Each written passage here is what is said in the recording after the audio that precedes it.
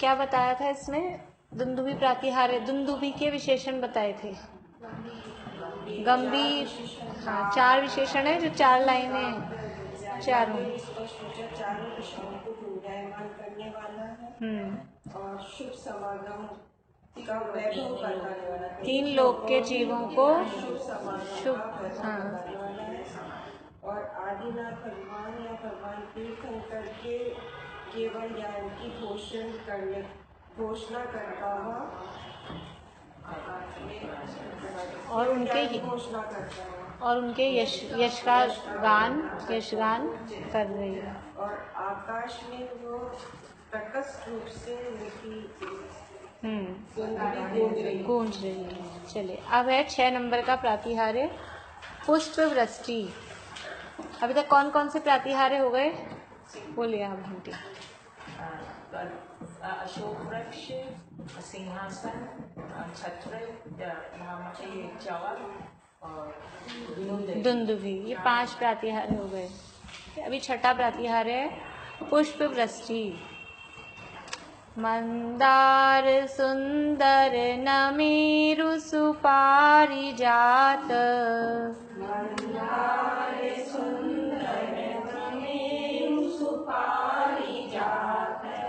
संतान कादि कुसुमोत्कर वृष्टिरुद्धा,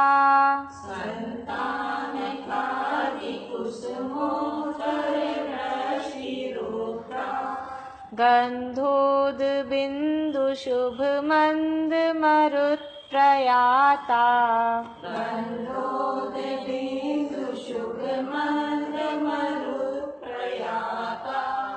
देव्यादिवः पतति ते वचसां ततेर्वा,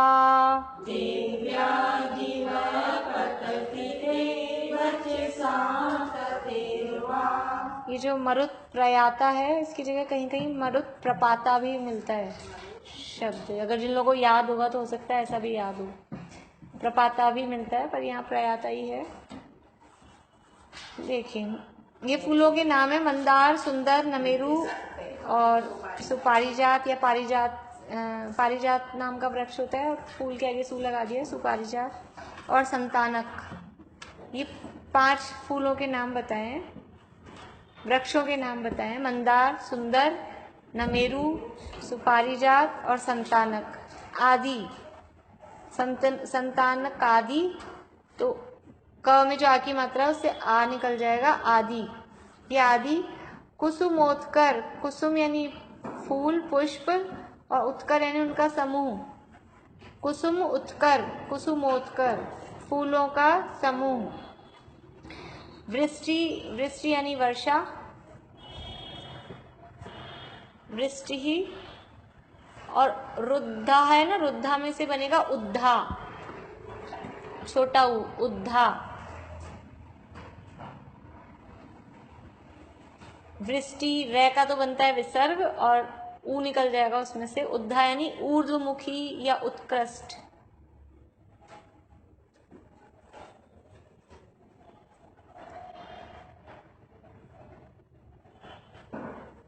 गंधोद बिंदु, गंधोद, गंध उद बिंदु। गंध यानी सुगंधित, उद यानी जल, पानी। उदक चंदन तंदुल बोलते हैं। उद यानी पानी, जल। हाँ, गंधोदक यानी सुगंधित जल। बिंदु यानी उसकी बूंद, सुगंधित जल की बूंद। शुभ, शुभ का मतलब वही शुभ मांगलिक। मंद यानी मंद। मरुत प्रयाता, मरुत यानी मरुत, मरुत यानी पहाड़, मरुत यानी हवा। मारुति, मारुति क्यों बोलते हैं मारुति को? हिंदी का शब्द है, इंग्लिश का शब्द है मारुति। मारुति हिंदी का शब्द है। मारुति का मतलब है हवा से बातें करे, मरुत हवा, इसलिए इसका नाम मारुति रखा है। मरुत यानी हवा, पवन। और प्रयाता यानी उसके साथ गिरने वाली। प्रयाता का वैसे अर्थ है, प्रयाता या प्रपाता का अर्थ गिरने वाली, और यहाँ हवा के साथ साथ तो अपन जोड़ेंगे अर्थ बनाते समय। वैसे प्रयाता का अर्थ है गिरने वाली। प्रपाता का भी अर्थ वही होता है जल प्रपात। जल प्रपात का मतलब झरना, गिरता हुआ पानी। जल प्रयात भी बोलते हैं इसलिए उसको कभी कभी। दिव्या यानी देवोपुनीत। दिवह, दिवह यानी दिवह है आकाश। दिवह यानी आकाश।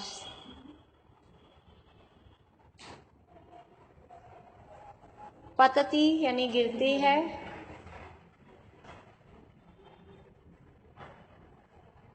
ते मतलब आपके, हाँ वैसे वे होता है लेकिन यहाँ आपके जुड़ेगा, वे नहीं जुड़ेगा। आपके। वचसाम यानी वचनों की। ततिहि वा, दो शब्द हैं।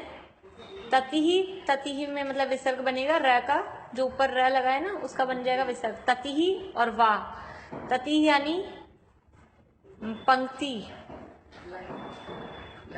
हाँ लाइन, पंक्ति।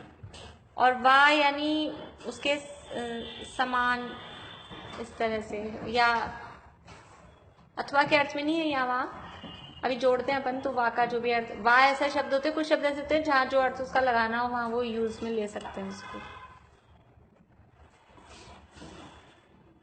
देखिए तो फूलों के नाम बताएं, पेड़ों वृक्षों के नाम बताएं। इन वृक्षों के जो फूलों का जो समूह है और वो कैसा है, ये तो अर्थ बाद में जुड़ेगा। वैसे अर्थ यहाँ से बनेगा गंधोद बिंदु, सुगंधित जल की, सुगंधित जल की किरणों से सहित है। शुभ, सुगंधित जल की किरणों से सहित, शुभ मंद पवन के साथ।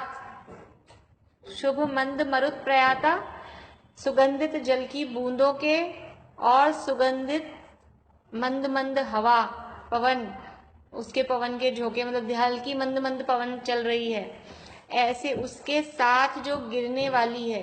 कौन गिरने वाली है उसके साथ? और ये मंदार, सुंदर, नमेरु, सुपारिजात, संतानक, इन वृक्षों के फूलों का जो समूह है।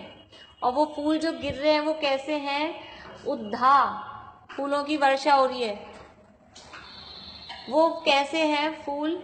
ऊर्ध्वमुखी, यानी जो पुष्प वृष्टि होती है आकाश से हो रही है। ये नीचे लिखा है आकाश से पतति, दिवह पतति। आकाश से वो फूल गिर रहे हैं, तो कैसे गिरते होंगे? यूं गिरेंगे अपने तो, लेकिन वो जो गिर रहे हैं ना वो ऊर्ध्वमुखी। उद्धा का मतलब है वो फूल ऐसे सीधे गिरते हैं। ये उद्धा का अर्थ अपन ने देखा ना, ऊर्ध्वमुखी है। तो वो जो फूलों की जो ये इतने सारे वृक्षों के फूलों की जो पर ये तो वो तो नीचे से ऊपर उठ रहा है, वो ऊपर से नीचे आ रहा है और फिर भी सीधा ही आ रहा है अपने लिए सीधा है, मतलब यूं की यूं जैसे। यहाँ नीचे गुरुदेव के प्रवचन में है कि ये क्यों है ऊर्ध्वमुखी, ये पढ़ेंगे अपन। ये ऊर्ध्वमुखी है और कैसे हैं? दिव्या यानी देवो पुनीत हैं, आकाश से गिर रहे हैं।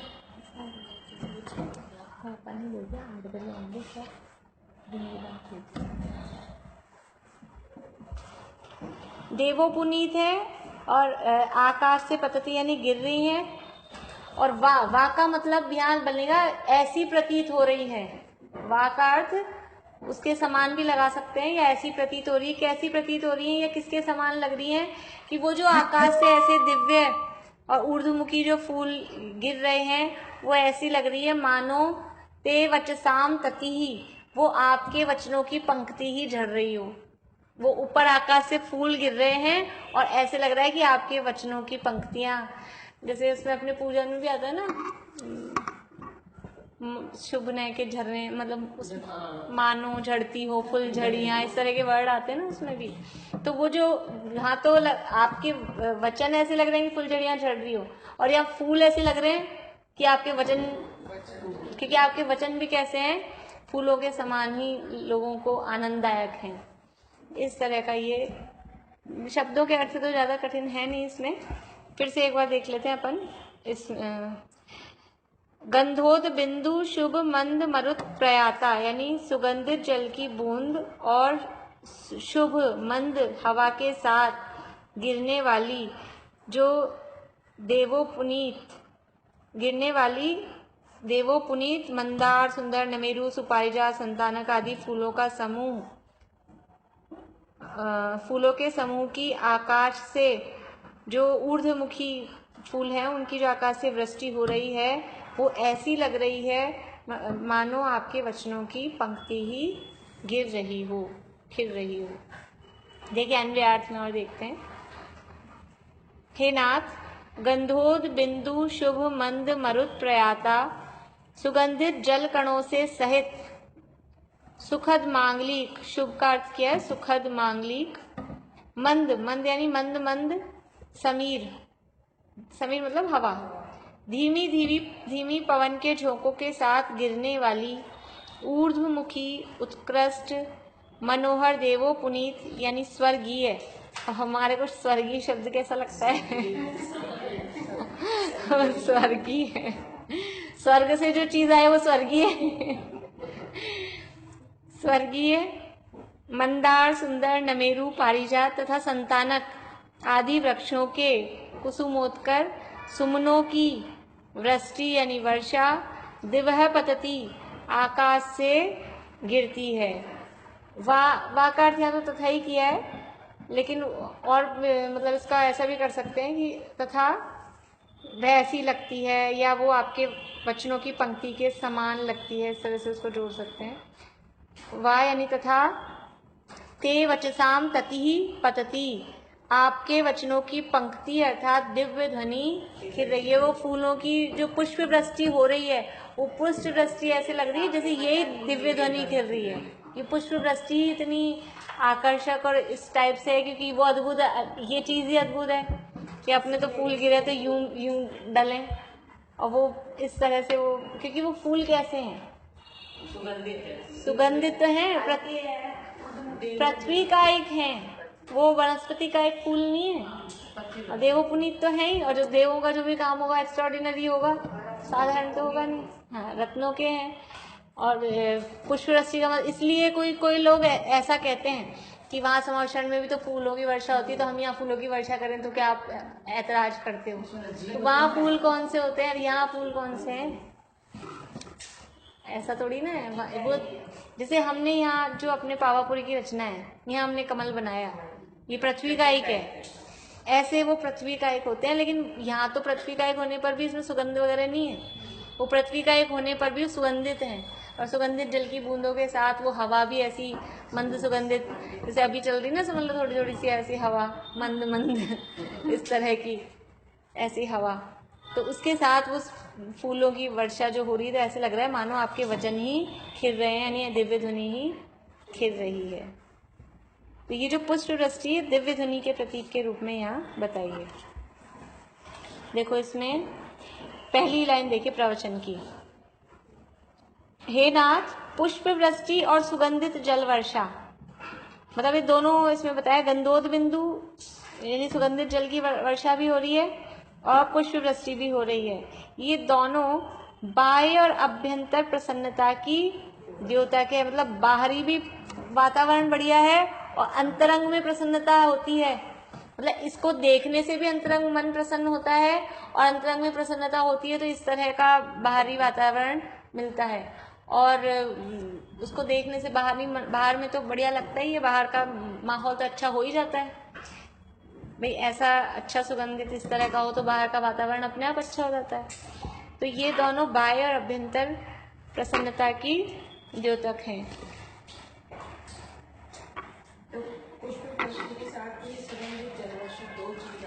दो है, लेकिन वो प्रातिहार्य में एक ही गिनते हैं, पुष्प वृष्टि, क्योंकि ये सुगंधित ये इसमें आती है सुगंधित जल की वर्षा। यह केवल ज्ञान के विषयों में है जहाँ तक मुझे याद है।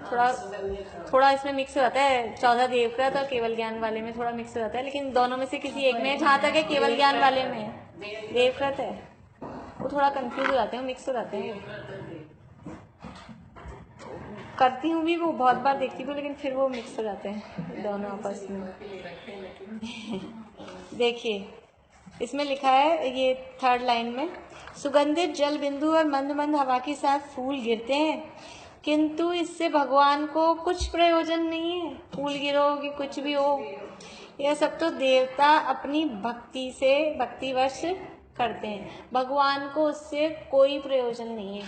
चाहे सिंहासन सोने का बनाओ, चाहे स्फटिक का बनाओ, कि फूल गिरो कि मत गिरो, कि सुगंधित, कोई, और जिनको इनसे मतलब नहीं होता उनके ये वैभव अपने आप होता है, और जो वैभव की चाह से ये काम करते हैं उन्हें कुछ नहीं होता, उनको होता ही नहीं।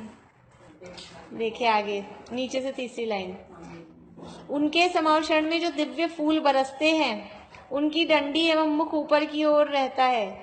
यह भगवान के इस उपदेश का प्रतीक है कि अंदर में वृद्धिंगत हो, पवित्रता में ऊर्ध्वमुखी बनो। ये ऊर्ध्वमुखी क्यों है? कि हमेशा ऊर्ध्वमुखी रहो, वृद्धि को प्राप्त हो, इसलिए फूल भी ऊर्ध्वमुखी हैं। नीचे को मत गिरो, औंधे नहीं गिरा रहे, नीचे नहीं गिरना है, हमेशा ऊपर चढ़ते रहना है, ऊर्ध्वमुखी होना है, अभ्युदय को प्राप्त होना है, इसलिए ये ऊर्ध्वमुखी है। चलिए बोल लेते हैं एक बार काव्य पर।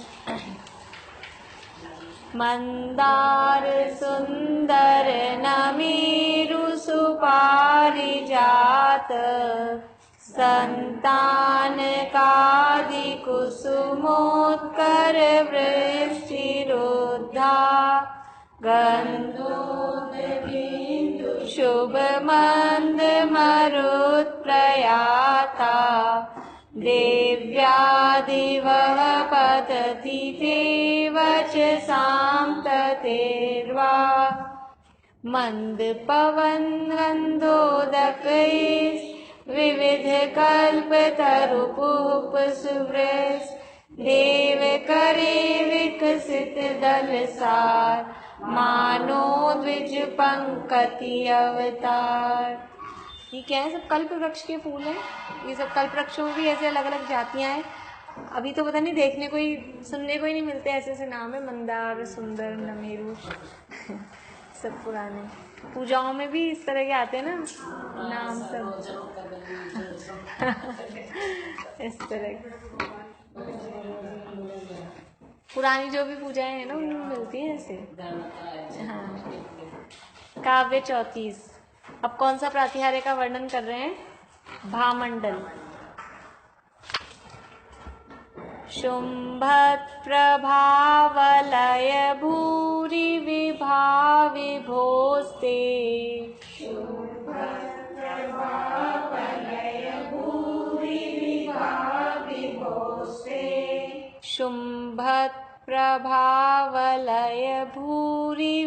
विभाविभोस्ते,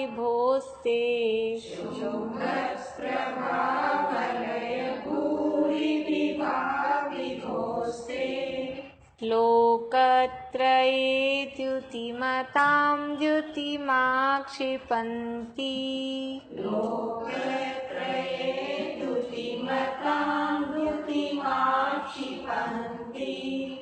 प्रोदद्दिवाकर निरन्तर भूरि संख्या,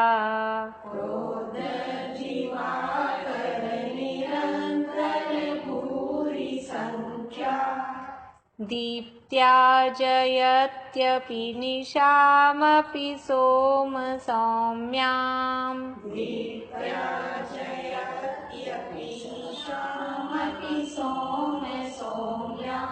दीप्त्या जयत्यपि निशामपि सोम सौम्याम्,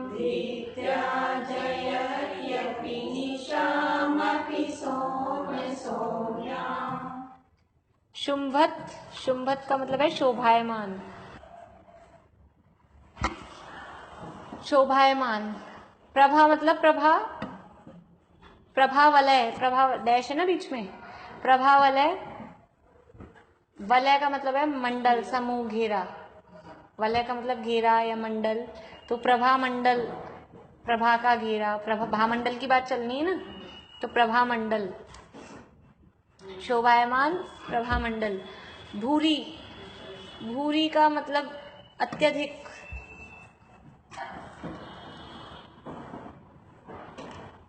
विभा विभा मतलब कांति, चमक। विभो, विभो मतलब विभु, हे प्रभु, विभु, ये संबोधन है विभो यहाँ पे। ते यानी आपके।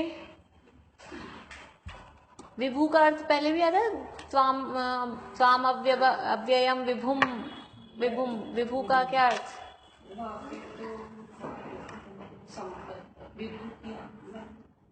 विभु का अर्थ वैसे होता है व्यापक।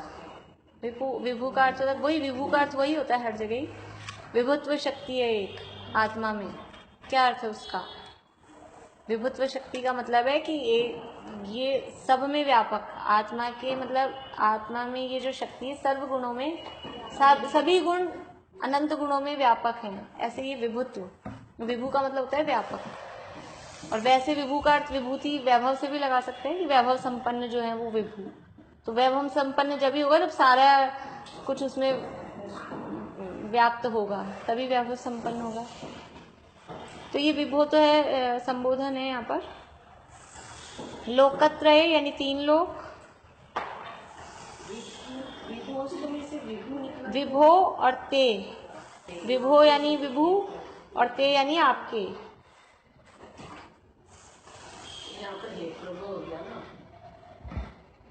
हे प्रभु, हाँ वो विभु का अर्थ यहाँ व्यापक वाला लगा, क्योंकि ये संबोधन है ना, इसलिए वो प्रभु ही अर्थ लगा। वैसे मतलब भगवान का संबोधन है विभु प्रभु। मैं तो वैसे अर्थ पूछ रही थी, पीछे आया था ना अपने, इसलिए। लोकत्रय तीन लोक के। द्युतिमताम कांतिमान पदार्थों की। द्युतिमताम कांतिमान पदार्थों की। द्युतिम यानी उसकी जो द्युति कांति है। आशिपंती, द्युतिम आशिपंती है, उसमें से आशिपंती निकलेगा। द्युतिम आशिपंती, आशिपंती मतलब तिरस्कार करती हुई।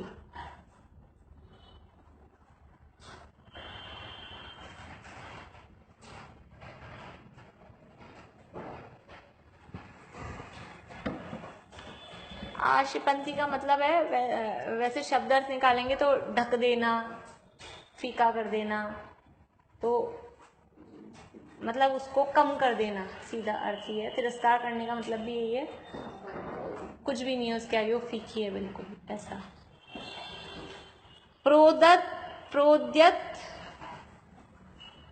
प्रोद्यत दिवाकर, दो शब्द हैं। प्रोद्यत दिवाकर। प्रोद्यत यानी उदित होते हुए, दिवाकर मतलब सूर्य।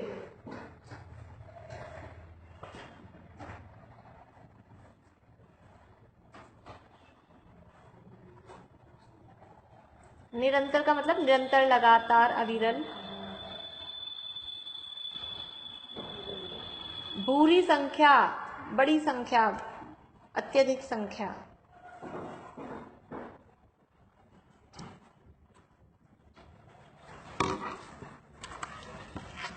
दीप्त्या यानी दीप्ति से, वही दीप्ति, कांति, तेज। जयति अपि, जयत्यपि है, जयति अपि, दो शब्द हैं।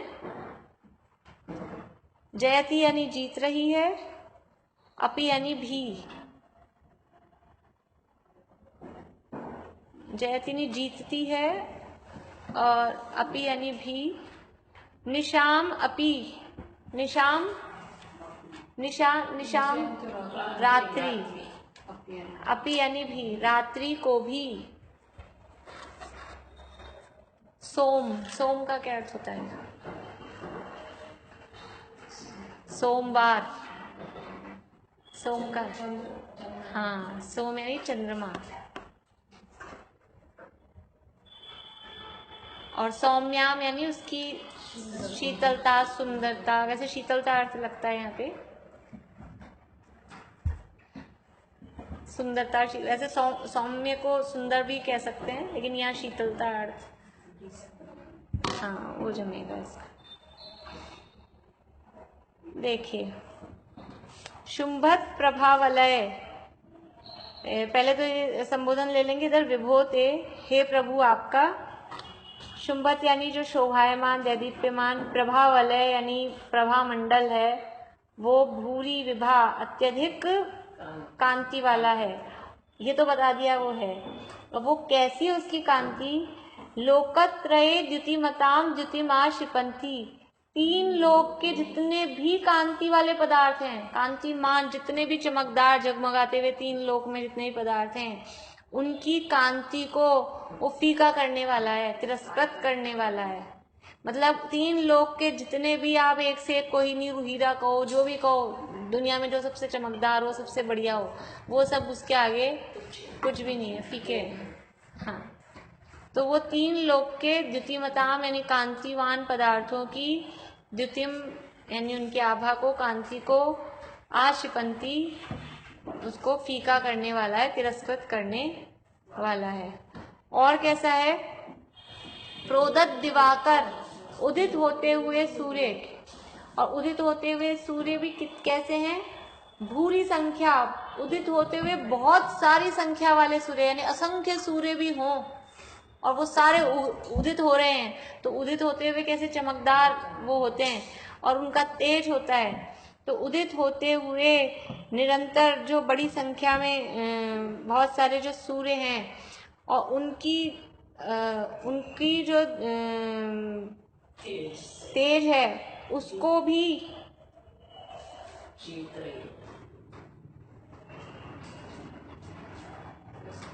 अपने, हाँ, दीप्तिया तो इधर ही आएगा, उसी भामंडल की दीप्ति के साथ ही। उदित होते हुए जो बहुत बड़ी भारी संख्या में जो सूर्य हैं, उदित होते हुए सूर्य हैं, उनको भी अपनी दीप्ति से, वो आपका जो प्रभा मंडल है वो उनको भी, मतलब करोड़ों असंख्य सूर्यों की जो रोशनी है, तेज है, वो भी आपके भामंडल के आगे जीरो है, कुछ भी नहीं, उसको भी वो जीत रही है। लेकिन अब वो करोड़ों सूर्यों की जो रोशनी होती होगी तो वो कैसी आतप वाली होती होगी, मतलब वो तो परेशान करने वाली होगी। एक सूर्य का तेज अपने से सहन नहीं होता, और करोड़ों सूर्यों का तेज, तो वो आपका भामंडल कैसा होता होगा? जल भुन जाते होंगे। तो ऐसा नहीं है, इतना उस करोड़ों सूर्यों के तेज को भी जीतने वाला होने पर भी चंद्रमा के समान सुंदर, शीतल, इस तरह का वो आपका भामंडल है। और वो रात्रि के अंधकार को भी, निशामपी, रात्रि को भी वो जीत रहा है। देखिए फिर से एक बार देखते हैं यहाँ अन्वयार्थ से। विभोते, हे प्रभु आपके शुंभत प्रभा वलय भूरी विभा, अत्यंत शोभनी प्रभा मंडल की अतिशय जगमगाती ज्योति, प्रोद्यत दिवाकर निरंतर भूरी संख्या, प्रकृष्ट रूप से उदीयमान असंख्य सूर्य को सघन अविरल जगमगाती हुई तेज युक्त कांति के सदृश है। यानी आपकी जो भामंडल की प्रभा है वो असंख्य सूर्यों के तेज के समान है। तो असंख्य सूर्यों के तेज के समान है, फिर भी कैसी है? वो आतप करने वाली नहीं है। लोकत्रय द्युतिमताम द्युतिम, तीनों लोकों में जितने भी दैदीप्यमान पदार्थ हैं उनकी द्युति को आक्षिपंती, लज्जित करती हुई, तिरस्कृत करती हुई, सोम सौम्याम अपि, चंद्रमा सुदृढ़ सौम्य शीतल होने पर भी, दीप्त्या अपनी कांति से, निशाम अपि रात्रि को भी जीतती है। यानी चंद्रमा के समान है, यहाँ पे शीतल होने पर भी, मतलब चंद्रमा के समान शीतल है। आपको सोचिए चंद्रमा में कितनी सी कांति है, लेकिन वो चंद्रमा के समान, मतलब उसका जो तेज है, कांति है, वो तो असंख्य सूर्यों जैसी है, लेकिन जो उसकी प्रभा है, वो जो उसका इफेक्ट है, वो चंद्रमा के समान शीतल है, और वो रात्रि का गहन अंधकार को भी वो जीतने वाला है। यानी आपका भामंडल कैसा है कि आपका भामंडल वैसे अत्यधिक दैदीप्यमान, शोभायमान, अत्यधिक तेज से, विभा से युक्त है, और करोड़ों मतलब असंख्य सूर्यों के तेज के समान उसकी चमक है, और ऐसी चमक है कि वो 3 लोक के जितने भी दैदीप्यमान पदार्थ हैं उन पदार्थों की चमक को तिरस्कृत कर रहे हैं, और सूर्य के समान होने पर भी वो चंद्रमा के समान शीतल है।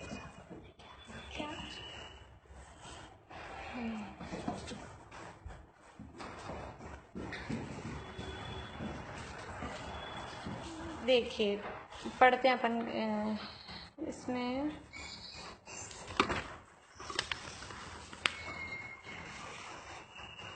वही बातें हैं, बस पढ़ लीजिएगा आप लोग। ये नीचे का पैराग्राफ देख लीजिए एक बार लास्ट।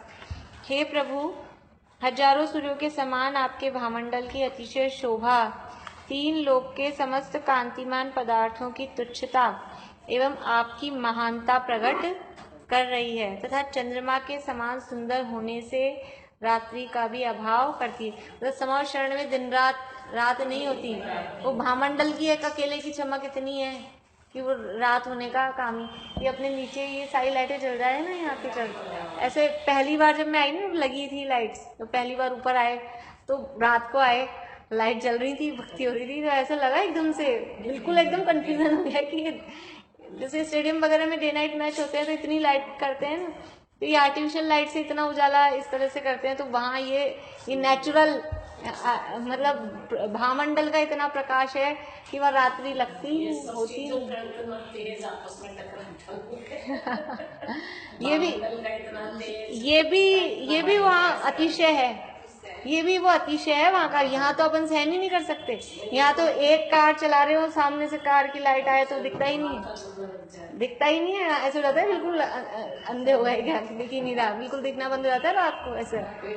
हाँ, पर वहाँ ये अतिशय है समावशरण में, किस तरह से सुबह दोपहर में दिन में चलाओ सूरज आ रहा है सामने तो नहीं दिखता।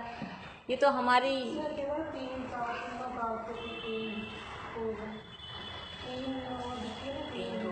तीन लोग, हाँ भामंडल में 7 भाव, मतलब ये भामंड एक्चुअल में भामंडल कोई जैसे अपने तो यहाँ बनाया अपन ने कोई चांदी का या कुछ भी ऐसा, वहाँ तो वो भगवान का ऑरा जिसे बोलते हैं वो प्रभा ही ऐसी है कि वहाँ, और वो इतना मतलब उसके प्रभाव से जीवों को अपने 3 पिछले भाव, 1 वर्तमान का भाव, ये 4 तो दिखते ही दिखते हैं क्योंकि पिछले तो हो चुके, वर्तमान का चल ही रहा है।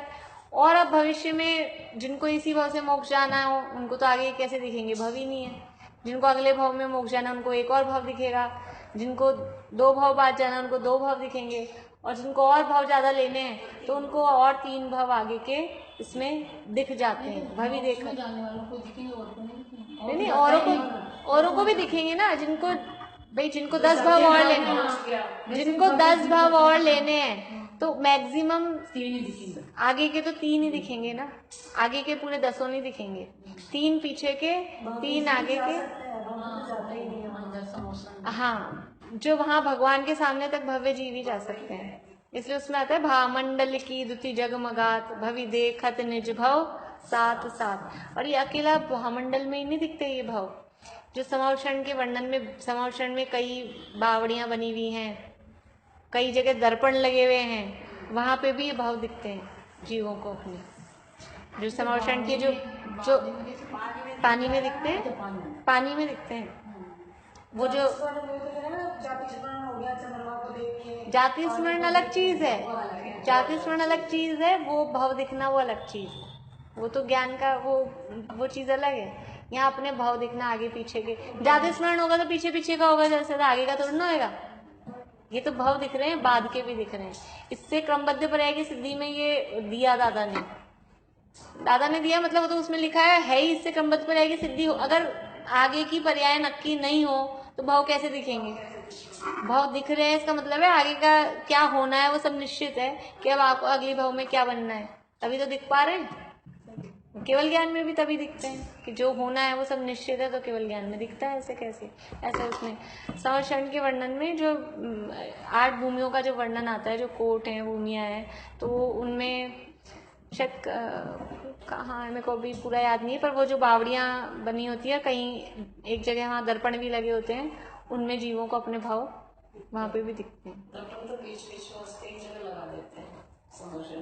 हाँ, वो ऐसे अपने आर्टिफिशियल में तो लगा देते हैं, लेकिन पर्टिकुलर वो है भी वहाँ कि जहाँ लगे भी होते हैं उनमें वो दिखते हैं भाव। इसके बाद थोड़ा सा समाशरण का वर्णन लेते हैं। शुम्भप्रभावलय भूरि विभाविभोस्ते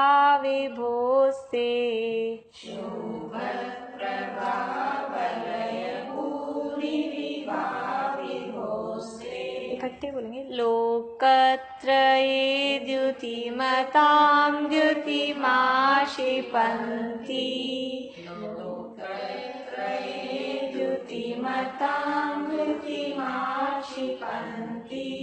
प्रोदद्दिवाकर निरन्तर भूरि संख्या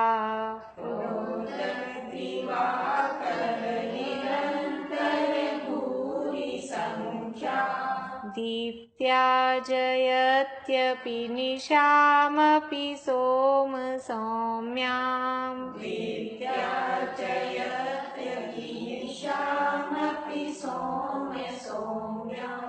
तुम तन भामंडल जिन चन सब दुतिवंत करत है मन कोटि शंख रवि तेज छिपाय शशि निर्मल निशि करे अच्छा।